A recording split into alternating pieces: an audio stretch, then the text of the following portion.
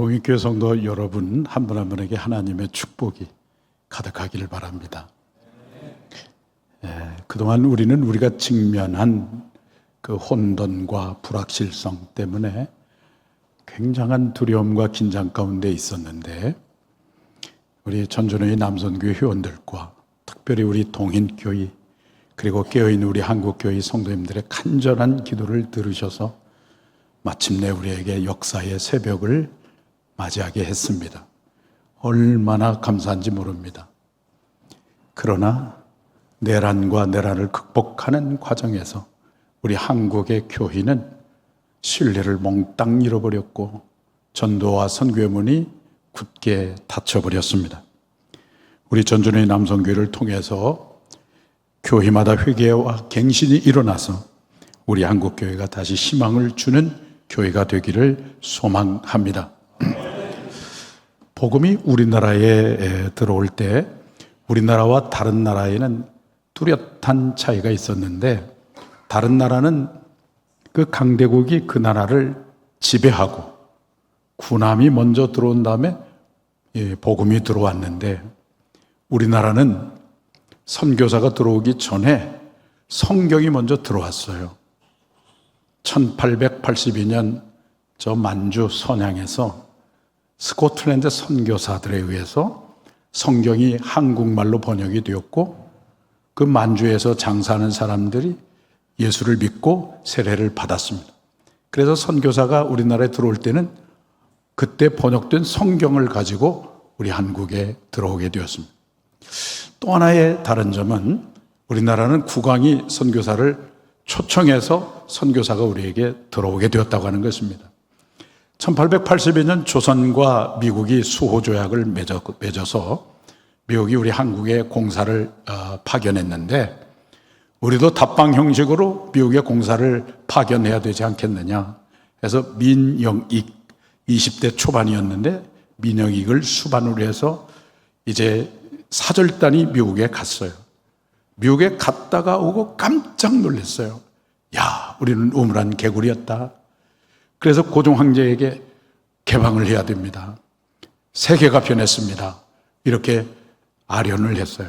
근데 그때 1884년에 6월 달에 맥클레이라고 하는 선교사가 이제 한국에 내한을 하고 고종 황제를 만나서 병원을 짓고 학교를 짓기 위해서는 선교사를 허락해야 됩니다.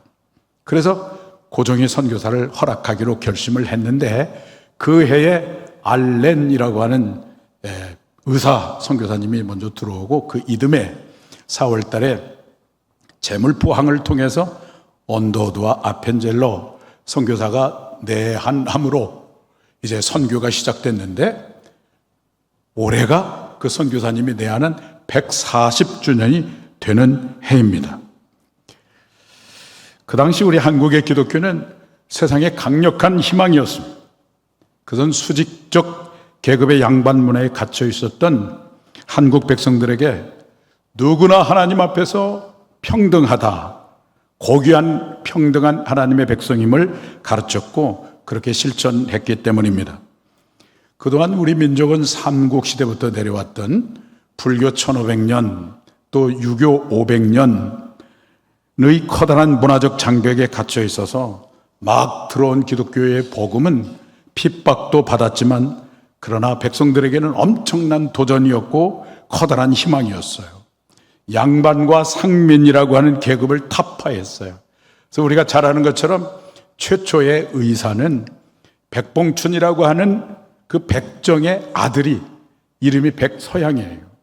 이름을 졌는데 너는 서양 사람처럼 차별받지 말아라 해서 아버지가 서양이라고 이름을 지어줬는데, 이 박서양이라고 하는 사람이 우리나라의 최초의 의사가 되었습니다. 뿐만 아니라 여성의 인권을 존중하고 여성들이 사회에 진출하는 기회를 만들었어요. 이화학당도 만들고, 그래서 여성들이 공부할 기회를 가졌고, 학교를 지어서 청년들을 깨웠고 병원을 지어서 죽어가는 사람들을 살려냈습니다. 그야말로 한국교회는 그 당시에 세상에 강력한 희망이었습니다. 사람들은 수백 년 동안 내려온 유학이 한국을 살릴 수 없다고 생각했고, 그래서 사람들은 성경을 선택했고 교회에 몰려오기 시작하고 젊은이들은 신학교에 갔습니다.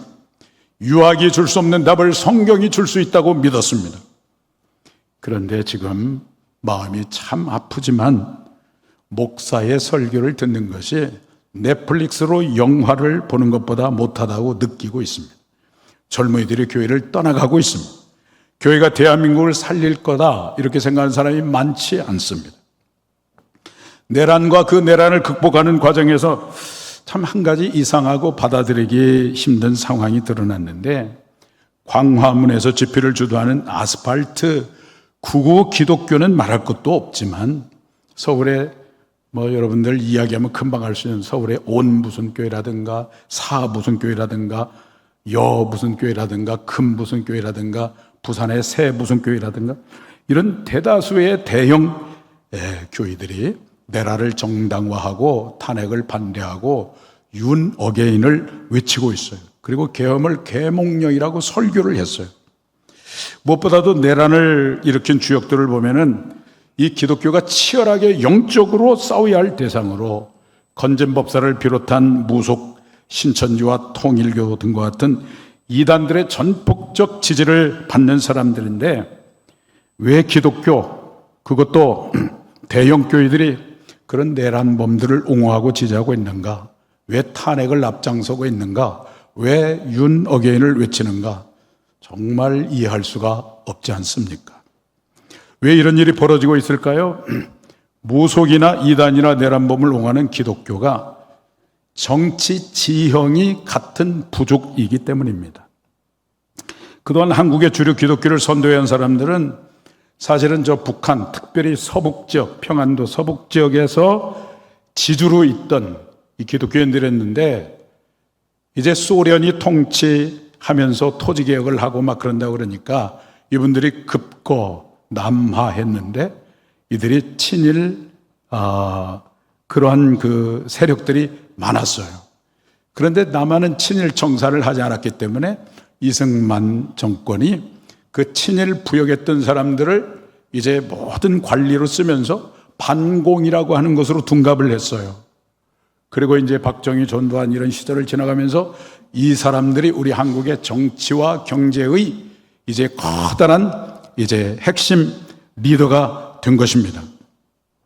그래서 기독교가 그들과 정치 지형이 같은 내란을 옹호하고 계엄을 계몽령이라고 설교하는 것 같습니다. 기독교의 복음의 진리가 그들이 가진 이념만도 못하고, 그들은 하나님을 외치지만 하나님을 예배의 대상이 아니라 이용의 대상으로 자신의 욕망을 추구하는 집단에 불과한 것이죠. 그런 동안에 지금의 기독교는 사람들이 자꾸만 멀리하는 고독한 섬이 되어 가고 있습니다. 물론 대형교회는 잘 돌아갈 것입니다. 당분간은. 왜냐하면 대형교회는 거기 가면은 소셜 베네핏이라고 그 사회적인 이익이 있어요. 그 없는 것이 없어요. 대형교회는 백화점처럼 모든 걸 다 갖춰놨어요. 서울의 어느 교회를 갔더니 그 주일날 개와 고양이를 돌봐주는 공간도 있고, 없는 것이 없어요. 뿐만 아니라 대형교회를 구성하는 성도들은 거기에 이 주류에 해당하는 사람들로 가득 차 있어요. 거기 기업가도 있고 사업가도 있고 정치가도 있고 법조인들도 있고 뭐 교육 전문가들도 있고, 그러니까 거기에 이득이 있기 때문에 사람들이 또 몰려오게 되는 거고. 그렇지만 피터 와그너 목사님이 말씀하신 것처럼 죽는 줄도 모르고 죽는 그 주전자 속의 개구리처럼 언젠가는 대형교회도 저 유럽처럼 줄어들지 않겠는가, 이런 생각을 합니다. 참으로 마음이 아프고 안타깝죠. 그러나 교회가 회복되기 위해서는 우리가 아프지만 이런 현실을 우리가 받아들이고 다시 처음으로 돌아가야 합니다. 어떻게 다시 처음으로 돌아가서 희망을 주는 교회가 될 수 있겠습니까? 오늘 간단하게 세 가지 말씀을 함께 나누고자 하는데, 첫째는 성령 충만함으로 초자연적인 역사가 일어나는 교회가 되어야 합니다.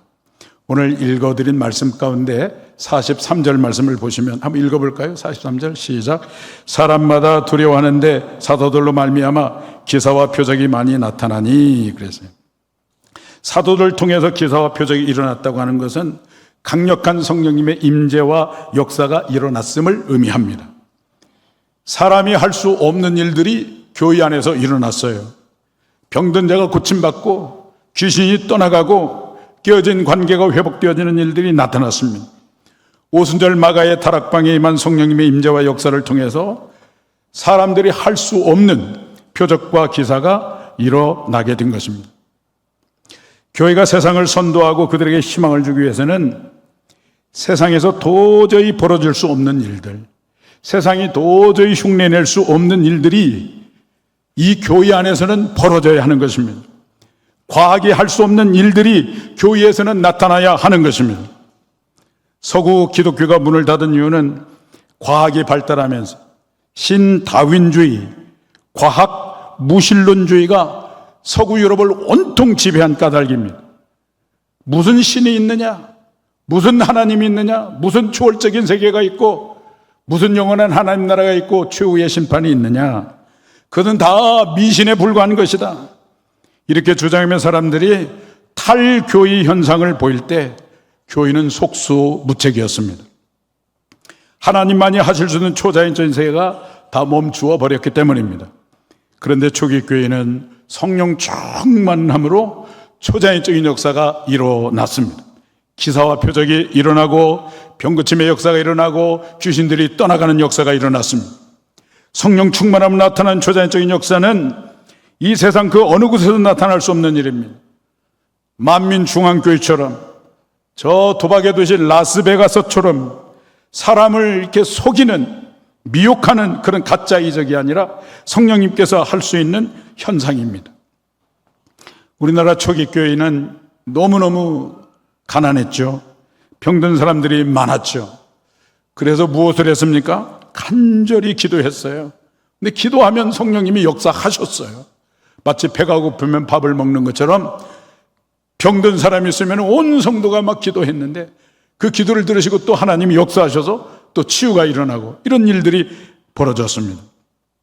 해방과 함께 6.25 동란을 겪은 다음에 대한민국 그야말로 너무나 가난했죠. 그런데 그 당시에 우리 한국교회는 어디에 희망을 두고 있었냐면 오직 하나님께 희망을 두고 있었습니다. 그래서 기도했어요. 예배당은 새벽마다 부르짖는 사람으로 가득했고 우리나라의 명사는 산마다 기도하는 소리로 가득했고 기도원마다 발 디딜 틈이 없을 정도로 기도하는 사람이 인산인해를 이루었습니다. 중국이 문화혁명으로 1966년 문화혁명으로 선교사를 다 추방하고 교회를 문을 닫고 성경책을 다 불태우고 그래서 세계의 기독교인들이 중국은 이제 기독교는 망했다 이렇게 생각을 했는데 1888년에 문화혁명이 일어난 지 20여 년이 지났을 때 중국의 가정교회 지도자인 마마쾅이라고 하는 분이 여의도 순복음교회 와서 간증을 했는데 세계가 깜짝 놀랐어요. 우리나라는 5천만 명에서 8천만의 크리스찬이 있습니다. 기독교는 씨가 말랐다고 생각했는데 5천만에서 8천만 명의 크리스찬이 있습니다. 이 말을 듣고 세계가 깜짝 놀랐어요. 예배당이 없으니까 그들은 집에서 모이고 목사가 없으니까 평신도가 지도자가 되고 신학교가 없으니까 철저하게 성령을 의지하고 기도하고 그러다 보니까 성령님의 강력한 역사가 나타나서 이런 병든 자가 고침받고 귀신이 떠나가고 치유가 일어나고 이런 일이 일어난 거예요. 공산당이 이들을 감시하기 위해서 왔다가 공산당의 당들이 자기가 걸린 병이 낫고 자기가 은혜를 받고 이 사람들이 회심하고 크리스찬이 되었습니다. 강력한 성령님의 역사죠. 사랑하는 성도 여러분, 교회가 다시 세상의 희망이 되기를 원하시죠? 그러면 우리는 기도의 자리로 돌아가야 됩니다. 부르짖어야 합니다. 소나무 뿌리 잡으면 무식하다고 말하지 마시고 소나무 뿌리 잡아야 합니다. 그리하여 성령님의 강력한 역사를 통해서 우리에게도 초자연 역사가 나타나서 세상이 도저히 할 수 없는 일들, 과학이 할 수 없는 일들, AI가 할 수 없는 일들이 오늘 동인교회에 나타나고 우리 전주 노인 남성교회 우리 회원들이 섬기는 교회마다 나타나서 우리 교회가 다시 세상에 희망을 주는 그런 교회가 되기를 주님의 이름으로 축복합니다. 어떻게 하면 우리 교회가 세상의 희망의 공동체가 될 수 있을까요?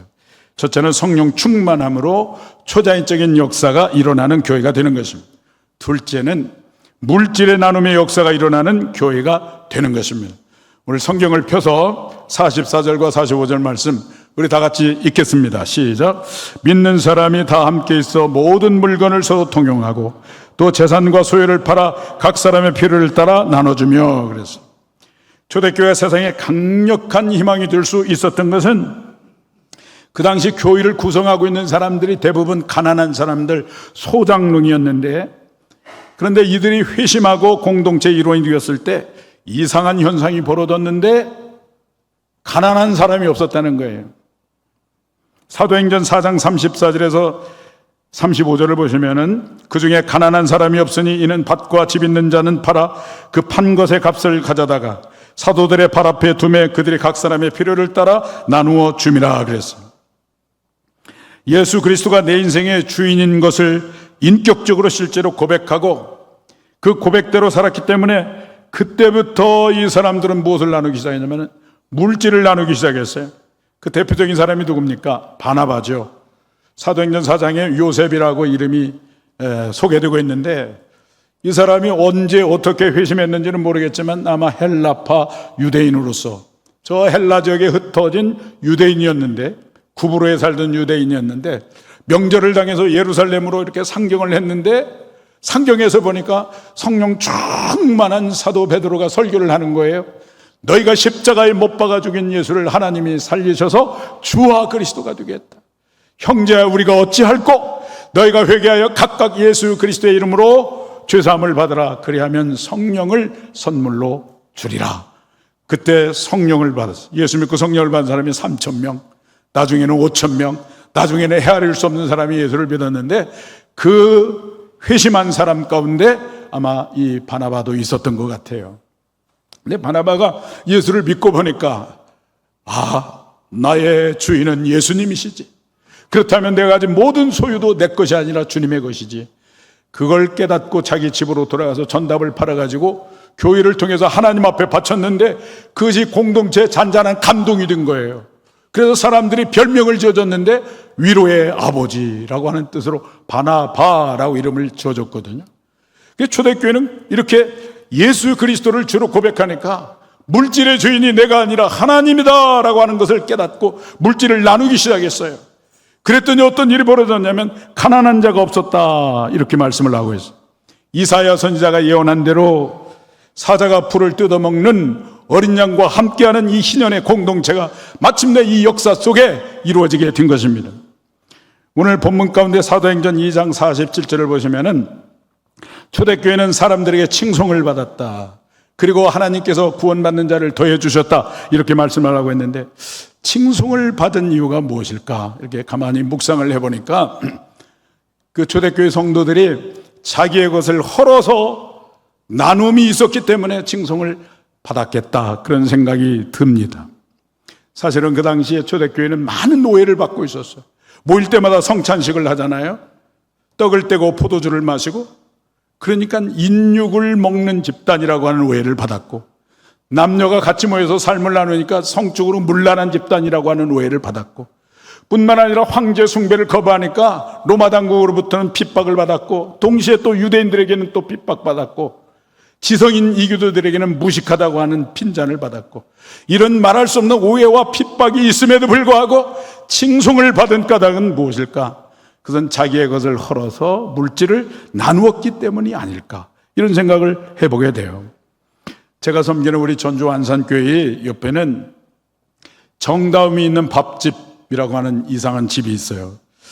무당이 살던 집이었는데 어떤 분이 그 집을 렌트해가지고 리모델을 해가지고 깨끗하게 간판을 달았는데 어느 날 보니까 정다움이 있는 집이라고 하는 정다움이 있는 밥집이라고 하는 간판이 써 있었어요. 무슨 집인가 봤더니 매일 그 점심을 무료로 급식을 하는데 평균 한 80명에서 120명의 어르신들이 점심을 무료로 급식을 받아요. 근데 저는 이제 그 모습을 보면서 얼마나 하나님 앞에 죄송했는지, 커다란 빨간 벽돌 교회가 옆에 있는데 교회가 해야 할 일을 한 개인이 하다니, 교회 목사로서 너무너무 부끄럽고 하나님 앞에 죄송하더라고요. 그래서 우리 장로님들을 설득을 해가지고 우리 교회가 함께 해야 됩니다. 주부의 광고를 냅시다. 광고 내는데도 한 달 걸렸어요. 그 반대하시는 분도 있더라고요. 그래서 또 설득해가지고. 그래서 이제 우리 교회가 이제 어느 정도 같이 참여하고 있습니다만은, 얼마 전에 그 대표를 만났어요. 하도 신기해가지고 만나서 이야기를 하는 중에 그 대표의 이야기를 듣고 또 한 번 제가 부끄러움을 당했는데, 이분의 인생의 철학이 뭐냐면은 돈을 남기지 않는 것. 돈을 남기지 않는 거예요. 남아있는 돈은 흘려보내는 거예요. 근데 이분이 직업이 뭐냐면 트레일러 기사거든요. 이분의 부인이 약사고, 평범한 사람이죠. 근데 자기 개인의 사비를 헐어가지고 한 달에 700만 원, 800만 원을 헐어서 밥집을 운영을 하고 있는 거예요. 누군가가 도움이 필요하면은 그 도와주는데, 계좌이체를 하지 않냐고 은행에 가서 돈을 찾아가지고 도와주고, 그리고 부탁을 해요. 절대로 갚지 말아라. 갚으려고 하는 마음이 있거든 다른 사람에게 도와라. 거기에 이제 매스컴 언론들이 막 찾아오잖아요. 그걸 다 거절합니다. 지자체에서 도와준다고 하는 걸 거절합니다. 내가 주인공이 아니라 저 할아버지 할머니가 주인공이다, 그렇게 생각해서 거절을 해요. 그러니까 삶이 저에게 많이 도전을 주고 저를 부끄럽게 하더라고요. 그런데 이제 거기 와서 이 급식을 하시는 할머니 할아버지들이 어딘가 마음도 몸도 좀 불편하고 약한 분들이다 보니까 그들이 모여서 이야기를 하면 처음부터 욕으로 시작해갖고 욕으로 끝나요. 그런데 시간이 점점 지나가면서 이 대표님이 그분들을 따뜻하게 맞이해주고 또 갈 때도 따뜻하게 인사해주고, 그러면서 시간이 가니까 없어졌어요. 뭐가 없어졌냐면 욕이 없어졌어요. 할렐루야. 제가 이제 그걸 보면서 마음에 감동이 밀려오기를, 이것이 바로 하나님 나라구나, 그런 생각을 하게 되었습니다. 그래서 점점 그 밥집 때문에 그 지역이 바뀌어지고 있어요.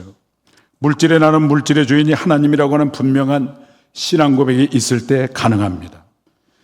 그런데 이와 같은 신앙 고백이 실제가 되도록 역사하는 분이 누구냐면 성령님이시죠. 우리 남성교회 회원들, 그리고 사랑하는 우리 성도님들, 교회의 능력은 빌딩을 짓고 성을 쌓아가는 데 능력이 있는 것이 아닙니다. 그 교회는 세상적 힘은 있을지 모르겠지만은 그 교회 때문에 한국교회 전체가 진정한 영적 능력을 잃어버립니다. 우리 동인교회는 오늘 주보를 보니까 헌금한 사람의 이름도 주보에 안 썼어요. 굉장한 도전이죠. 매주 70여 가정을 직접 방문해서 그 가정에 필요한 음식을 나누어 드리고 안부를 묻는 사역을 오래전부터 해오고 있다고 말을 들었어요. 얼마나 하나님이 기뻐하실까? 그 나눔 때문에 교회가 생명력이 있는 것입니다. 교회의 능력은 성을 쌓는 데 있는 것이 아니라 성을 허물고 길을 만드는 데 교회의 능력이 있는 것입니다. 움켜쥐는 데 능력이 있는 것이 아니라 내 것을 헐고 나누는 데 교회의 능력이 있는 것입니다. 내 것을 헌다고 하니까 부담을 갖는지 모르겠습니다만은 여러분의 작은 것, 냉수 한 잔, 물 한 컵, 위로가 되는 격려의 말 한마디, 미소의 얼굴, 한 끼의 식사를 나누는 것, 이런 것들이 바로 내 것을 허는 거예요. 그런데 여기에 하나님의 놀라운 역사가 있다는 것입니다. 사랑하는 여러분, 성령 충만하셔서 내 것을 헐어서 유대에게 흘려보내므로 우리들의 교회가 다시 세상에 희망을 주는 교회가 되기를 주님의 이름으로 축복합니다.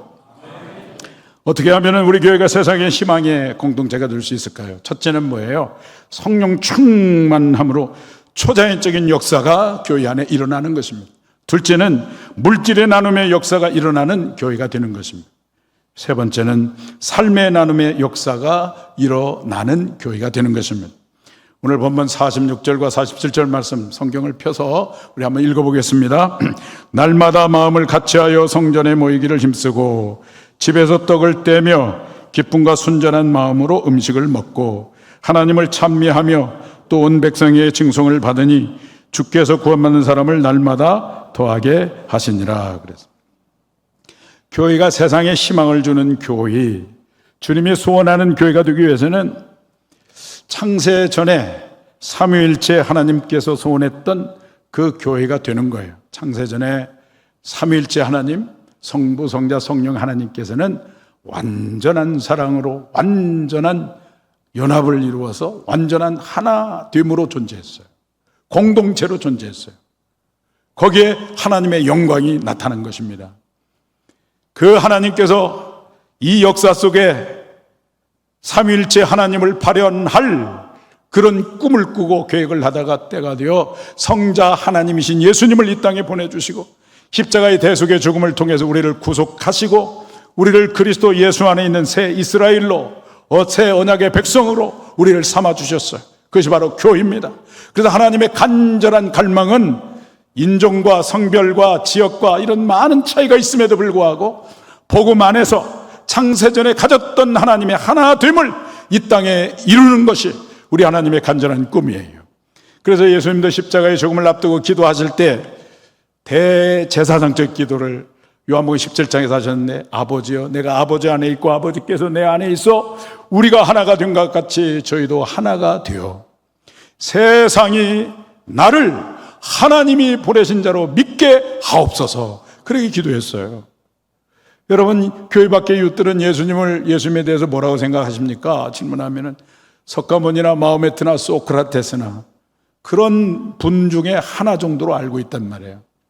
그런데 이 교회가 이게 인종이 다르고 성별이 다르고 지역이 다르고 여러 가지 다름에도 불구하고 복음 안에서 저 초대교회처럼 완전한 연합을 이루게 되어지면 연합을 이룬 그 모습을 보고 그 교회를 보고 예수님을 하나님이 보내신 자로, 다시 말하면 그리스도로 믿게 된다는 것이죠. 가장 강력한 전도는 뭐냐면 교회가 하나 되는 것입니다. 오늘 말씀의 초기 교회는 성전에서 모이고 집에서 모였는데 성전에는 모든 성도가 함께 모였을 것입니다. 그리고 각 집에서는 몇십 명 단위로 모였을 것입니다. 초대교회 문헌을 보니까 AD 40년에 성도가 5천 명쯤 되었다고 그래요. 그리고 260년이 지나서 AD 300년에 1000배가 부흥해가지고 500만 크리스찬이 있었고, 그리고 가정교회가 6만 5천 개쯤 있었다고 합니다. 하나의 가정교회에 보통 50명, 80명씩 모여서 예배를 드린 것입니다. 각각의 집에서 모여서 떡을 떼고 음식을 먹고 서로를 섬기고 섬김을 받고 서로를 위해서 간절히 기도하며 이들의 마음속에 어떤 영성이 형성됐냐면 하나님 나라의 영성인 긍휼의 영성이 형성되었어요. 그래서 이 영성으로 이들이 가난한 이웃들을 돕기 시작했습니다. 그 당시 국가가 요즘처럼 사회적 보장장치가 없었기 때문에 가난한 사람들을 방치했는데 누가 그들을 도왔냐면 유일하게 교회가 도왔습니다. 가난한 이들의 장례를 교회가 치러주었고 난파당에서 섬에 유배된 가족들을 교회가 도왔습니다. 로마 당국이 해결하지 못하는 것을 교회가 했습니다. 이교도들이 역병에 걸린 자녀를 부정하다고 놓아두고 자기는 도망갔어요. 그 이교도들이 예수 믿는 사람을 핍박했거든요. 근데 핍박을 받은 우리 그리스도인들이 그들이 놓고 간 그 이교도들의 자녀들, 그 전염병에 걸린 팬데믹 걸린 그 자녀들을 돌봐줬어요. 그러다가 많은 사람이 죽기도 했는데 사랑으로 돌봐주니까 면역이 생겨가지고 또 오랫동안 이렇게 살게 되고 그들을 도와주고, 팬데믹이 끝나고 나서 그 이교도들이 돌아와서 이 소문을 듣고 그 핍박하던 이교도들이 이제 마음을 바꿔서 개종을 하고, 그래서 기하급수적으로 교회가 부흥하는 일이 벌어지게 되었습니다. 바로 삶의 나눔을 통해서 형성된 긍휼의 영성 때문입니다. 우리 안에 이 긍휼의 영성은 저절로 형성되지 않습니다. 무엇을 통해서 형성될까요? 삶의 나눔을 통해서 형성됩니다. 성령 안에서 나를 변화시킨 주님, 내 안에 역사하시는 주님, 그 주님의 은혜와 역사를 나누는 것입니다. 이런 삶의 나눔을 지속적으로 할 때에 지체를 소중히 여기는 긍휼의 영성이 형성됩니다. 그럴 때 우리의 교회는 다시 세상에 희망을 주는 공동체가 될 것입니다. 2025년 한국교회 트렌드라고 하는 책을 목회앤데이터 연구소에서 여러 가지 그 설문조사를 해가지고 책을 만들었거든요. 근데 이제 코로나 상황에서 한국의 교회들의 대부분이 약 한 76%가 영적인 동력이 떨어졌다는 거예요. 모이는 숫자도 떨어지고 헌금도 떨어졌는데, 그런데 24%는 아닙니다, 우리 교회는 오히려 성장했고 더 성숙했습니다, 그렇게 주장을 하는 거예요. 깜짝 놀랐어요. 도대체 그런 교회가 어떤 교회인가 해서 그 교회를 또 들어가서 리서치를 해보니까 그 교회 한 가지 특징이 있었는데, 역동적인 영적인 소그룹이 있어서 그들이 모일 때마다 삶을 나누고 지체를 위해서 기도해주고 섬겨주고, 그런 교회는 영적인 동력이 떨어지지 않았어요. 오히려 부흥했어요. 오늘 교회가 세상의 희망이 되기 위해서는 여러 가지 프로그램을 도입하고 이벤트를 하고 그래서 세상의 희망이 되는 것이 아니라, 여러분, 교회가 무엇입니까? 건물이 아니고 그리스도의 몸이 아닙니까? 유기적인 공동체가 아닙니까? 그리스도의 복음 안에서 우리가 연합을 하고 삶을 나누고 서로를 축복하고 격려하고 섬기고, 그럴 때 성령님의 강력한 역사가 일어날 때에 우리는 복음 안에서 하나가 되어지고 세상에 희망을 주는 교회가 될 줄로 믿습니다. 사랑하는 여러분, 어떻게 우리가 다시 희망의 공동체, 대한 공동체가 될 수 있겠습니까? 기도의 자리를 회복하고 부르짖음으로 오늘 우리들이 섬기는 교회마다 다시 한번 초자연적인 기사와 역사가 일어나는 교회가 되는 것입니다. 뿐만 아니라 더 나아가서 물질을 나누고, 내 것을 헐고 물질을 나눌 때 교회는 세상의 희망이 됩니다. 그리고 여러분들 영적 공동체를 이루어서 삶을 나누고 서로를 위해서 기도하고 또 섬겨주고, 이런 삶을 통해서 긍휼의 영성이 회복되어지고 하나님의 생명이 흘러갈 때 우리 교회는 다시 희망의 대한 공동체가 될 것입니다. 우리 통인교회를 비롯한 우리 전전의 모든 교회가 이와 같은 교회가 되어지기를 주님의 이름으로 축원합니다. 하나님 아버지, 오늘 우리 남성교회의 순위 헌신 예배, 주님께서 사랑하시고 기대하는 우리 동인교회에서 예배할 수 있게 해주셔서 감사합니다. 아버지 하나님, 교회가 점점 신뢰를 잃고 전도와 선교문이 닫혀져 가고 있을 때, 하나님 아버지, 우리의 교회가 희망의 공동체가 되기를 원합니다. 그러기 위해서는 다시 기도의 자리를 찾게 하시고 부르짖게 하시고 성령님의 강력한 역사로 말미암아 세상이 할 수 없는 일, 과학이 할 수 없는 일들을 교회가 할 수 있으므로 초자연적인 기사와 이적이 나타나게 도와주시고, 내 것을 헐고 물질을 나누고, 그리고 공동체를 이루어 삶을 나눔으로 긍휼의 영성을 통해서 하나님의 생명을 흘려보내므로 우리들의 교회가 세상에 다시 희망을 주는 공동체가 되게 하여 주시옵소서. 예수님의 이름으로 기도합나이다. 아멘.